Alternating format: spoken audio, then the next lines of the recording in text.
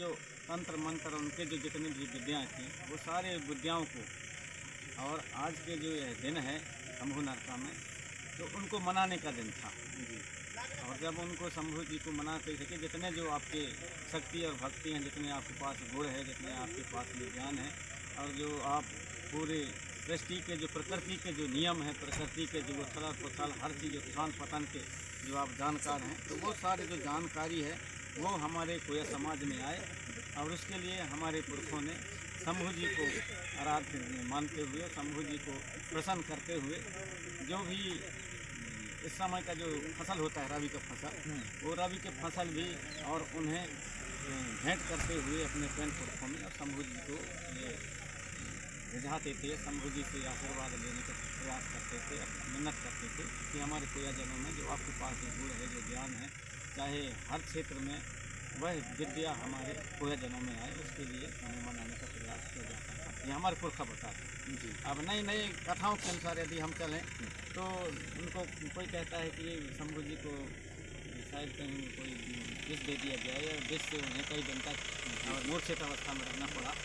तो ये जो दिन है, इस दिन शंभु जी को जो है और होश आया था, उस विष से उनको मुक्ति मिली थी, इसके लिए शंभु जी को जो है आज शंभु नरका मनाया जाता है, ऐसा कहते हैं। लेकिन हमारे पुरखों के अनुसार यदि हम जाएं तो इसका उल्लेख कहीं भी नहीं मिलता।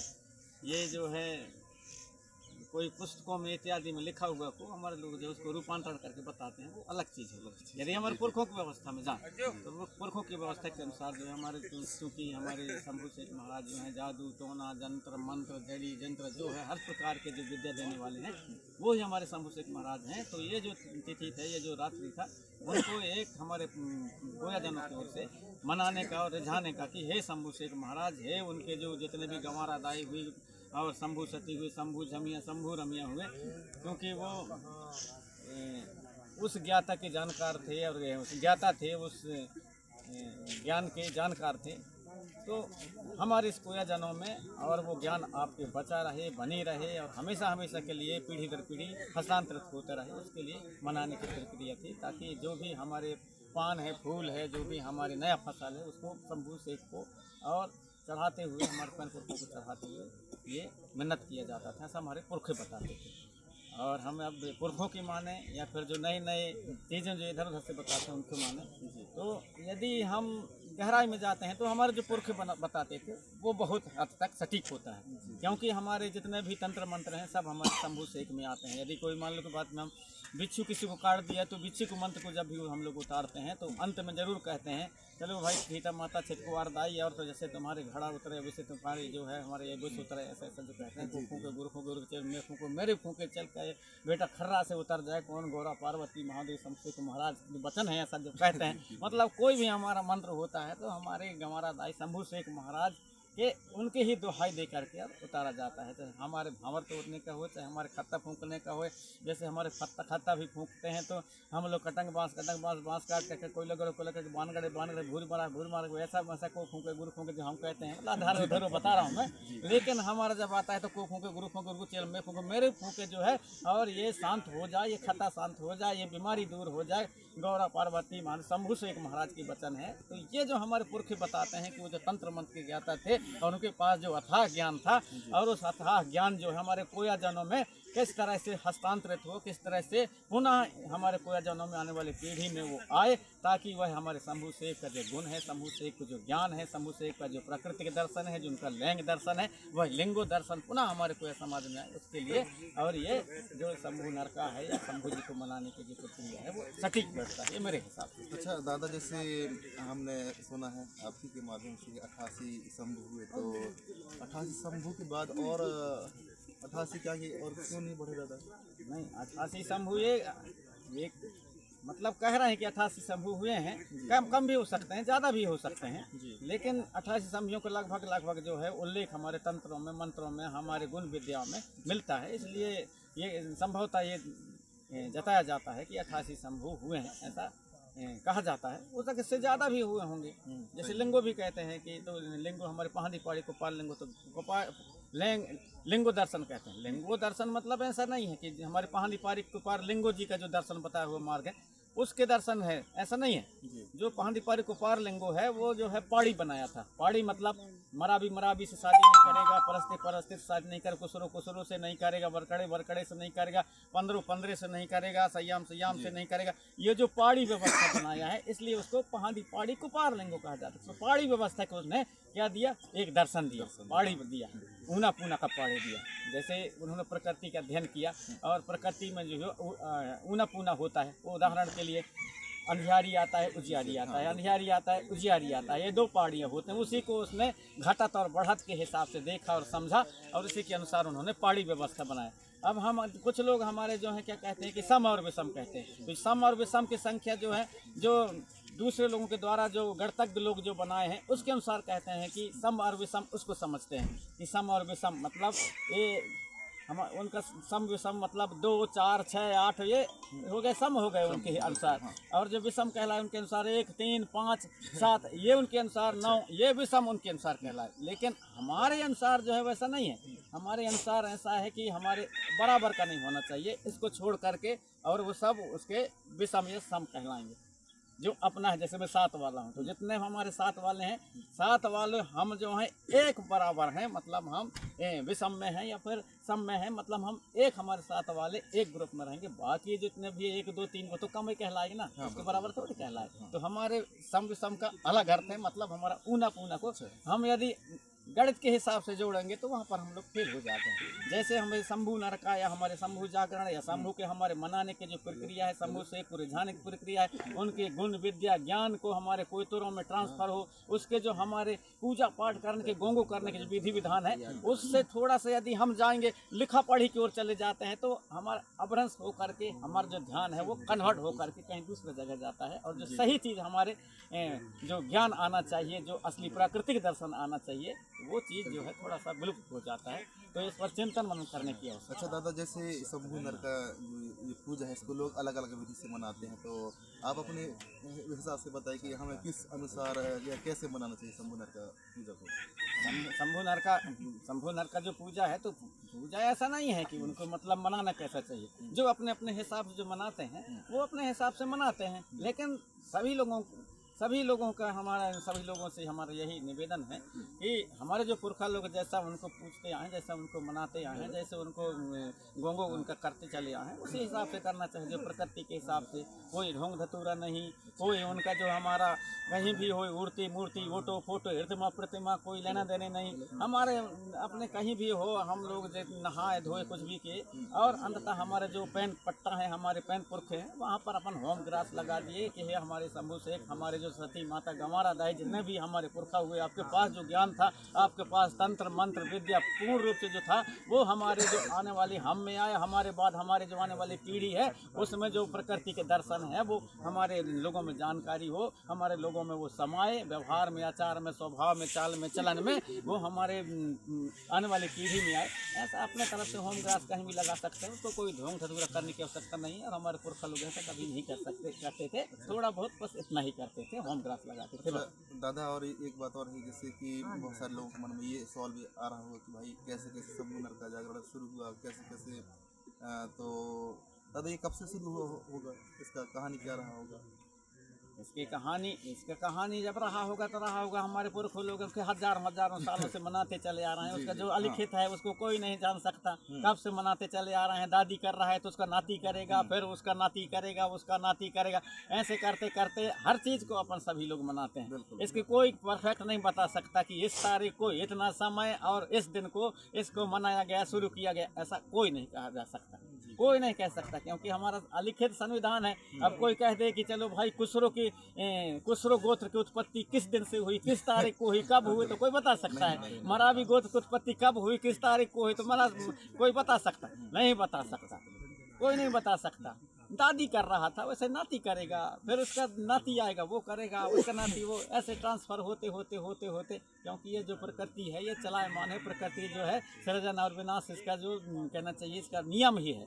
तो ये नियम को कोई टाल नहीं सकता, इसलिए प्रकृति के अनुसार ही हमारे पुरखा लोग चलते थे, वो ऐसा देखा से कि नहीं करते थे। उदाहरण के लिए अभी हम लोग जो है हमारे जो पुरखों के द्वारा बनाए गए जो मकान है, बिल्डिंग है या झाला है, मड़ैया हैं, उनको अब धीरे धीरे करके विकास के उसमें आकर के हम सोच रहे हैं कि चलो भाई हम पक्का बिल्डिंग बना करके और बड़े फूल रहे हैं या बड़े कुछ भी हो रहे हैं, लेकिन हमारे पुरखों का जो ज्ञान है और दर्शन उनके समक्ष जो है ये हम विकास कहते हैं। हो सकता है कि उनके सोच से या उनके समझ से या उनके ज्ञान के समय ये तुच्छ हों।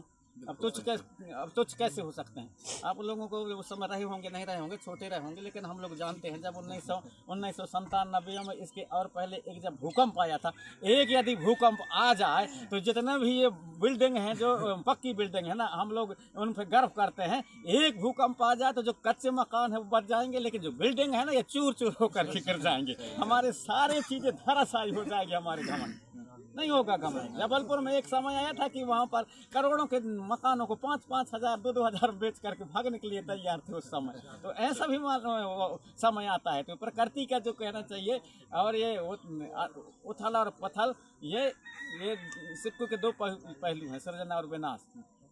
आज यदि प्रकृति मान लो के बात में अवसर्जित होता है तो उसका विनाश भी होता है, ये प्रकृति का नियम है। तो वो उस चीज़ को हमारे पुरख लोग सोच समझ करके चलते थे, इसलिए उस हिसाब से उनका रहना बसना चलना फिरना खाना पीना सब कुछ उसी हिसाब से होता था। एक दिन ऐसा समय था, आप सब लोग जानते होंगे, हमारे पुरख सियाने लोग जो बैठे हैं कुछ वो जानते होंगे, एक दिन ऐसा था कि कोदो कुटकी खाने वाले को, कोदो कुटकी उपयोग करने वाले को, कमाने वाले को आदमी बड़े घड़क दृष्टि से, हेक दृष्टि से देखते थे, जबकि हमारे पुरख लोग कितना विद्वान थे। आज ऐसा आ गया कि शासन जबरदस्त कह रहा है कि इसको ज़्यादा से ज़्यादा उगाओ और इसको फिर आप लोग पंजीयन कराओ और पंजीयन करा करके उसको बेचो ताकि वो दूसरे देशों में भी जाए। उसके पावर को आज वैज्ञानिक लोग समझे, उसके पावर को आज विद्वान समझे, दुनिया के लोग समझे कि कुटकी और कोदो का क्या पावर है। तो हमारे पुरखा लोग तो 1000 साल लाख साल पहले समझ चुके थे, तो कितना विद्वान थे। उसी प्रकार ये शंभू नरका के बारे में भी हमारे पुरख लोग बहुत विद्वान रहे होंगे, और वो कोई ढोंग धतूरा दिखावटी नहीं, बल्कि वो अपने आत्मा में, अपनी भावनाओं में, अपने आचार में, अपने विचार में जो माने और समझे उसी अनुसार आपको मानना चाहिए। कोई ढोंग धतूरा दिखाने की आवश्यकता नहीं है, जैसा उनको मानेंगे वैसे से प्रसन्न हो जाता है। उदाहरण के लिए हम अपन सब लोग हम देखते हैं, अब अनुभव करते हैं, क्योंकि ये जो नहाना धोना और पूजा पाठ यूँ तो करते हैं तो शरीर की सफाई के लिए नहाया धोया जाता है, लेकिन जो हमारे आत्मा है, जो हमारा कहना चाहिए मन है, जो पवित्रता है वो हमारे मन में होना चाहिए, नहाने धोने से नहीं होता,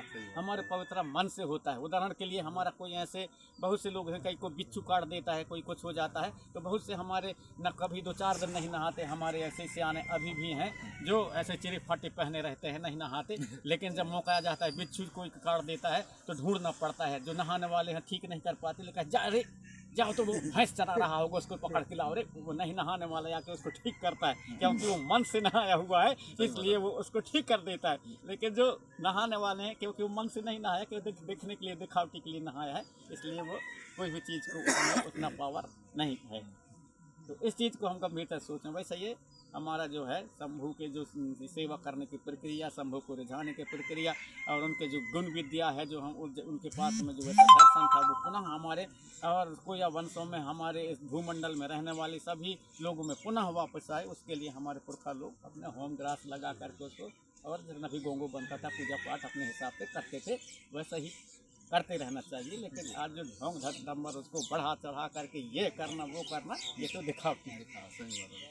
और जैसे दादा आपने कहा कि पहाड़ी को पैरलिंगों के व्यवस्था में आपने बताया, तो एक बात और आती है, जैसे हमारी एक चलती है संस्कृति के हिसाब से कि गोद के बाहर जात के भीतर ऐसे शादी विवाह के सिस्टम चलता है। तो क्या हमें अपने जात के बाहर शादी क्यों करना चाहिए? जैसे हम बैगा से हम शादी नहीं कर सकते, हम लोहार से शादी नहीं कर सकते, ये तो देखिए, ये तो धीरे करके नहीं, ये तो धीरे करके जो है जैसे जैसे समय चलता है उस हिसाब से लोग जो है अपने अपने कैटेगरी के और निर्धारित कर लेते हैं, और उसके हिसाब से जो है फिर आदमी क्या करते हैं, उस हिसाब से आदमी फिर अपने अपने आहना भी बना लेते हैं, कहावत भी बना लेते हैं, वो समय के अनुसार से अपने अपने हिसाब से।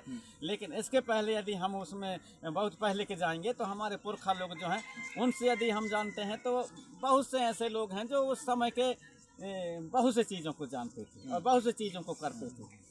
तो जहाँ जैसा जैसा हम कहते हैं कि नहीं मतलब सभ्यता की ओर जा रहे हैं या जिस जिस परिवेश में लोग रहता है तो उसी परिवेश में आदमी फिर उनका जो जीना खाना उठना बैठना सब कुछ। उदाहरण के लिए जैसे अभी कोई यदि नौकरी वाला है, कोई मास्टर है, कोई पटवारी है, कोई कुछ भी है, हमारे गुरुजी बैठे हैं यहाँ पर, अधिकांशतः है ऐसे मैं नहीं मानता ये गुरुजी लोग अपने जब बच्चे के या बच्ची की शादी करें तो इनके मन में ये ना रहेगा कि कोई यार मेरे को मेरे बच्ची के लिए मेरे बड़े लड़के के लिए नौकरी वाले मिल जाता। मतलब ऐसा ही भाव ज्यादा रहेगा, ये नहीं सोचेगा कि मेरे कैटेगरी का मेरे नौकरी वाला मिल जाता तो सही रहता। तो एक कैटेगरी बन जाता है। चलो भाई तो बांस बनाने वाले हो तो अरे यार हम बांस छोड़ने का काम करते हैं, टुकनी बनाते हैं, तो भाई हम अपने हिसाब किताब से अपने उठक बैठक के हिसाब से जोड़ेंगे रिश्ता। फिर जो आदमी हल जोल चलाने वाला है, खेती किसानी वाले, वो भी से सोचेगा कि अरे हमारे हलाई किसानी वाला चाहिए, अरे हमको दूसरा नहीं चाहिए। वो भी अपने हिसाब से, कोई लोहा का पीटने वाला है बोलेगा यार हमारे लोहे का काम करते हैं, तो कोई लोहा ही काम करने वाला मिल जाता है यार, तो यहाँ से तो जोड़ी बनता है ना। अभी भी मैं 100% कह रहा हूँ, जो नौकरी चाकरी वाले वो यही सोचेंगे कि हमको केवल नौकरी चाकरी वाले दामाद मिल जाता या फिर वो हमारे जो है बहू मिल जाता है। ये तो मन के ऊपर डिपेंड है ना। यदि और हम पहले जाएं तो पहले ऐसी व्यवस्था नहीं रही होगी। अपन इतना मानव होने के नाते तो इतना अपना दिमाग लगा सकते हैं कि पहले कुछ व्यवस्था हो रही होगी, क्योंकि वो लोग कहते थे कि हमारे में जो है जाति नहीं होती थी, पाँति होती थी। पाँति मतलब अपने अपने गुरम का, बांस का बर्तन काम करने वाला पाँति उसका अलग हो गया, हर जोतने वालों का पाँति अलग हो गया, अपने अपने जो है हमारे देवी देवताओं को जगाने वाले, हमारे देवी देवताओं को पाठ करने वालों का पाँति उनका अलग हो गया, हमारे दोषी दबार बैगा भूमिका जैसा अपने कर रहे हैं तो उनका पाँति अलग हो गया। तो ये धीरे धीरे करके हमारे में पाँति थी, लेकिन ये जाति नहीं थी, ये माती के हिसाब से अपने अपने सेटिंग के हिसाब से करते थे। ऐसा ऐसा हम पुरख बताते थे और वो सटीक भी लगता है। जी बिल्कुल दादा, बिल्कुल। तो इन चीज़ों को गंभीरता से सोचने की आवश्यकता है, और जब वहाँ तक हम सोचेंगे तो बहुत चीज़ें दर्शन निकल करके सामने आ जाएगा। मेरे काका थे, आज से लगभग वो 8-10 साल हुए पहले मरे, तो वो बताता था हम उस समय में, हमारे ज़माने में ऐसा नहीं था। बोले हमारे समय में जो है जैसे हमारे और भी हमारे दूसरे जनजाति हैं उनके साथ में हमारा शादी ब्याह होता था। अच्छा, हमारा काका जानता था। तब वो 8-10 साल पहले ख़त्म हुआ है। जब वो जानता था 8-10 साल पहले ख़त्म हुआ, तो ज़्यादा उम्र अब होती तो उसको 100 साल होती। अब जब वो 100 साल वाला आदमी उतना जानता था तो फिर 200 साल जाए तो क्या कुछ रहा होगा, 400 साल पहले जाए तो कुछ और रहा होगा, 500 साल जाए तो कुछ अलग रहा होगा। जैसे कि आधार मराबी के गाँव में जैसे हमारे गुण विद्या जैसे हम बताते हैं कि नामनगर चौगान में करिया पहाड़ में जो पत्थर इकट्ठे हुए हैं, तो हमारे पुरखा लोग जो है अपने शक्ति भक्ति से हाँकते थे, ऐसे कहते हैं ना। तो कहीं कहीं वो भी प्रमाणित होता है, क्योंकि आधार मराबी गांव, आप सारसताल सुने हैं ना, सारसताल गांव में जो है एक डरिहाइन करके, और वो अपने गाय चराती थे, वो उसको अहरनिया कहते थे, और डरिहाइन नाम उसके थे, उसके घर वाले का नाम डरिहा था। डरिहा खत्म हो गया था, डरिहाइन जिंदा थी। 4 साल पहले, अभी 4 साल पहले मरी है वो। और वो इतने बड़े पत्थरों को वो जब मंत्र मारती थी, मंत्र वो बोलती थी, तो वो ऐसे चलने लगते थे। जब ये 4 साल पहले मरने वाली जो डरिहाइन इतना बड़े बड़े पत्थरों को जब हाँक देती थी, तो अंदाज अपन लगा सकते हैं कि 500-600 साल पहले नामनगर चौगान में हमारे वास्तव में हमारे पुरखा लोग अब कुछ ना कुछ ऐसे शक्ति पावर से और शब्द शक्ति से और उनको जरूर हाँक के रहे होंगे, इतना तो ये पक्का।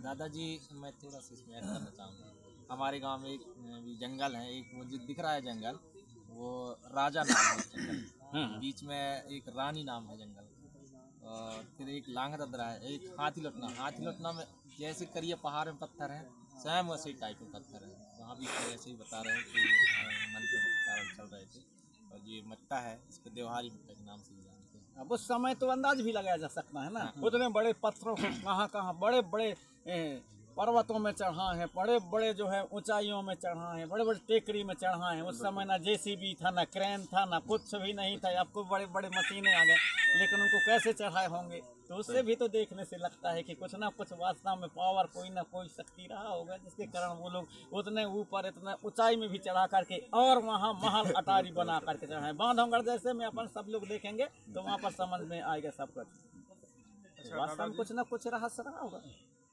अभी एक मतभेद और है कि काम और उम्र का मन में, कोई कहा थे 5 वारियान, कोई कहा थे 3 वारियान, कैसे ये खूब बताओ।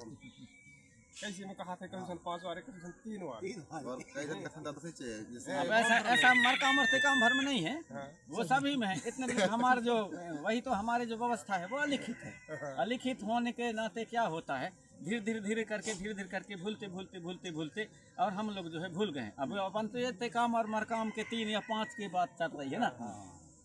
अभी ये तो बहुत है कि गोत्र जान रहे हैं, 3-5 के बात कर रहे हैं। हम आप सब लोग यदि चले जाएं उत्तर प्रदेश यूपी में, तो वहाँ गोंड है तो वो केवल गोंड हूँ करके पहले ध्रुव लिख देते थे, गोंड है तो बाकी और एव देव की तो बात ही मत सोचे, क्या जानेंगे कि नहीं जानेंगे। भाई उस साइड जो है व्यवस्था पहले टूटी तो ये सारी व्यवस्थाएं उधर जो है नहीं समझ पाए लोग, जो है धीरे धीरे करके विलुप्त हो गए। आज से ठीक पहले एक मेढ़ी झामर में कार्यक्रम था, जबलपुर के आगे पाटन साइड एक मेढ़ी झामर नुनसर साइड है वो गांव, मेढ़ी झामर में कार्यक्रम था। तो वहाँ सब लोग ठाकुर लिखते थे। तो वहाँ पर मैं सियानों से बुजुर्गों से चर्चा किया। मैंने कहा ये जब आप लोग ठाकुर लिखते हैं, ये बताए आप लोग सरनेम होता है कि नहीं होता? जो फिर वहाँ पर बताए, बोले जो और तो मराबी हैं जो, और जो है तो तेकाम में आए, और जो तो धुर में आए जो। तो मैंने कहा फिर आप लोग धुर में मराबी तेकाम क्यों नहीं कहते? अरे तो कहा तो हम ठाकुर यहाँ लिखते हैं, तो ठाकुर चल रहा वो है जो हमारे होता है। तो हमने कहा यार जब आप लोग ठाकुर कहोगे तो कल के तारीख में जो आपको बच्चे होंगे, नाती पंती होंगे, तो तुम्हारा सरनेम तो तुमसे आने जान रहे हो, ये तो भूल जाएंगे। इसलिए तुम सरनेम को भी जोड़ो। तब धीरे धीरे करके सरनेम को भी जोड़ना शुरू हुआ वहाँ पर। तो वो भूल गए भाई ठाकुर लिख करके। तो अपने को कोई ठाकुर लिख करके, कोई कुछ भी लिख करके धीरे धीरे करके वो भूलते आने वाली पीढ़ी भूल जाता है। तो वो फिर धीरे धीरे करके जो है कट होने लगते हैं। अब अंदाज लगाइए, अब हमारे देश के अंदर में कहते हैं कि आदिवासी 12 करोड़ ऐसे कहते हैं ना, और गोंडों की संख्या बताते हैं 17 करोड़। अब आदिवासी के भीतर कहते हैं गोंड भी आ रहा है, ऐसा भी कहते हैं ना। अब गोंडों की अकेले की संख्या 17 करोड़ बता रहे हैं, और आदिवासी की संख्या बता रहे हैं 12 करोड़।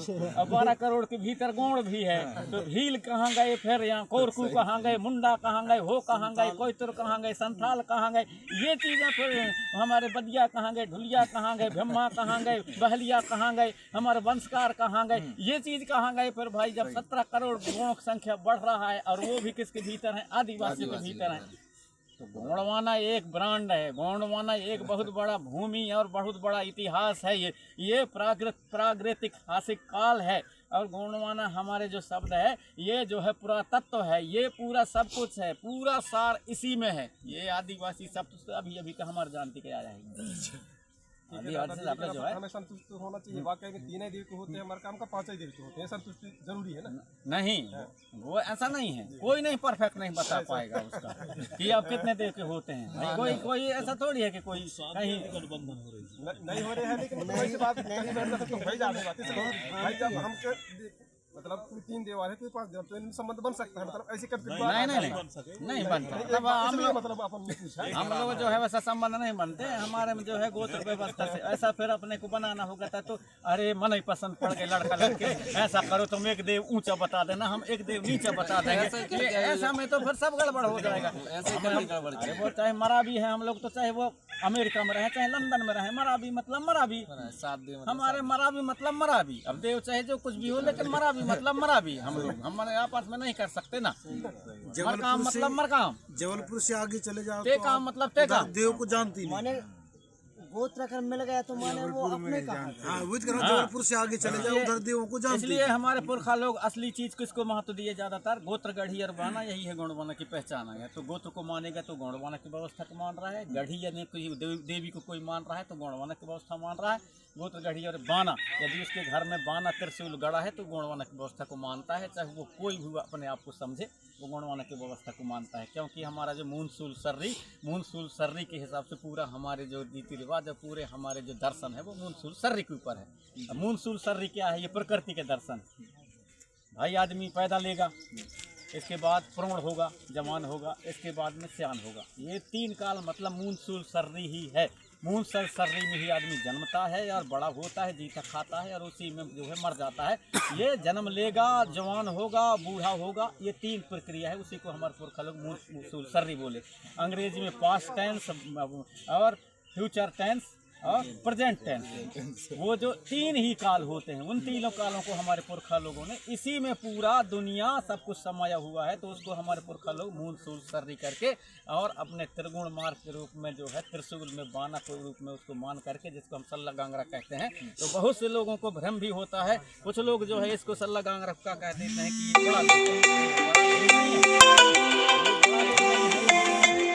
सर्री जो हमारे सल्ला गांगरा जो हमारे प्रतीक है, सल्ला गांगरा उसका ये प्रतीक है। ये बड़ा देव नहीं है। बड़ा देव कौन है? हमारे पुरखों के अनुसार ये हमारे हवा चल रही है, इसके बिना कोई जिंदा नहीं रह सकती, ये बड़ा देव है।